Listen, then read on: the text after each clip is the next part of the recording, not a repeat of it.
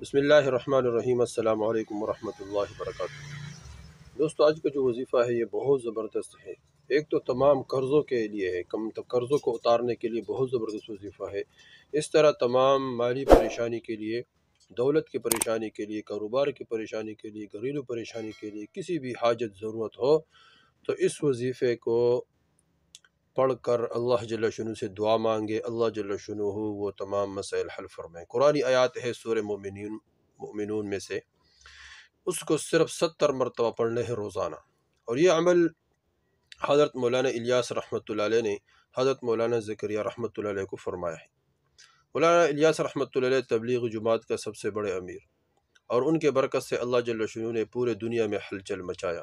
پورے دنیا میں لاکھوں لوگ اسلام قبول کر چکے، پورے دنیا میں لاکھوں لوگ دین پر آ گئے، پورے دنیا میں ہزاروں کے، کروڑوں کے، لاکھوں کے لوگ اپنے مال جان وقت کے ساتھ پھر رہے ہیں۔ یہ ان کے اس سوچ اور ان کے وہ فکر کی برکت۔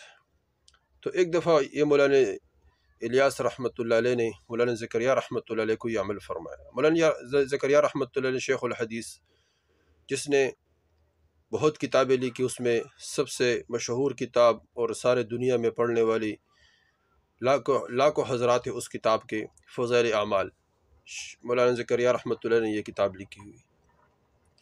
تو اور یہ عمل مولانا الیاس رحمۃ اللہ علیہ نے شیخ مدنی رحمۃ اللہ علیہ، مولانا مدنی رحمۃ اللہ علیہ کے سامنے فرمائی ہے۔ مولانا مدنی رحمۃ اللہ علیہ ایک دفعہ مولانا الیاس رحمۃ اللہ علیہ کے پاس تشریف لے کر آئے، مولانا زکریا رحمۃ اللہ بھی موجود تھے۔ تو مولانا زکریا رحمۃ اللہ نے عرض کیا کہ حضرت کچھ قرضے ہیں، اس کے لیے دعا کیجیے۔ تو مولانا مدنی رحمۃ اللہ نے فرمایا کہ الیاس تو اس کے لیے دعا مانگو، آپ دن رات امت کی فکر میں لگے ہوئے ہو۔ انہوں نے فرمایا کہ نہیں آپ مانگو۔ تو دونوں ایک دوسرے کے بہت عزت اور احترام کرتے تھے، اور یہ اللہ والوں کا یہی دستور تھا کہ وہ دوسروں کو کہتے تھے کہ یہ مجھ سے بہت بڑا اللہ والا ہے، اپنے آپ کو اللہ والا نہیں کہتے تھے۔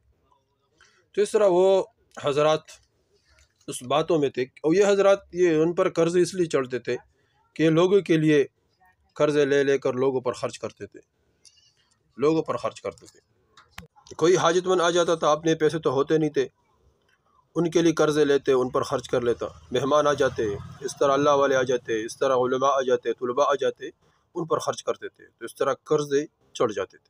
حضور صلی اللہ علیہ وسلم کا بھی یہی معمول۔ حضور صلی اللہ علیہ وسلم، ایک یہودی حضور صلی اللہ علیہ وسلم کے پاس آیا اور کہا کہ یا رسول اللہ علیہ وسلم، آپ کو جب قرض کی ضرورت ہو تو مجھ سے لیا کرو۔ تو حضور صلی اللہ علیہ وسلم بلال رضی اللہ تعالیٰ عنہ کو فرماتے، بلال ان سے قرض لیا کرو۔ تو یہودی اس وقت سے جو حضور صلی اللہ علیہ وسلم نے فرمایا کہ میں قرض لٹاؤں گا، اس وقت سے پہلے آیا اور بہت غصے میں، اور حضور صلی اللہ علیہ وسلم کے سامنے بلال رضی اللہ تعالیٰ عنہ کو کہا کہ بلال میرے قرض واپس کر دو، ورنہ تجھے اس طرح غلام بنا دوں گا جس طرح پہلے تھا۔ بلال رضی اللہ عنہ بہت پریشان تھے، اور حضور صلی اللہ علیہ وسلم سے عرض کیا، رسول اللہ علیہ وسلم میں کہیں روپوش ہو جاؤں گا۔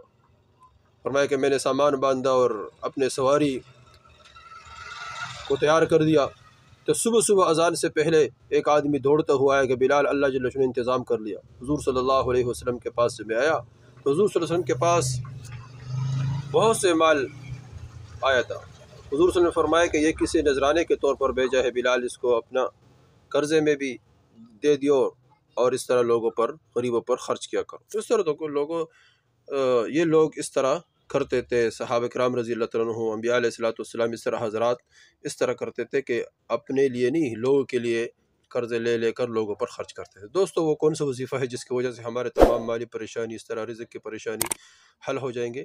تو مولانا الیاس رحمۃ اللہ نے فرمایا کہ بیٹا یہ پڑھا کرو، قال ربکم ادعونی استجب لکم، قال ربکم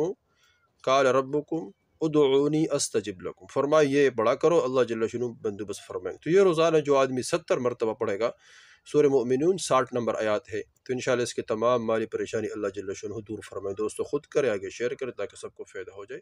والسلام۔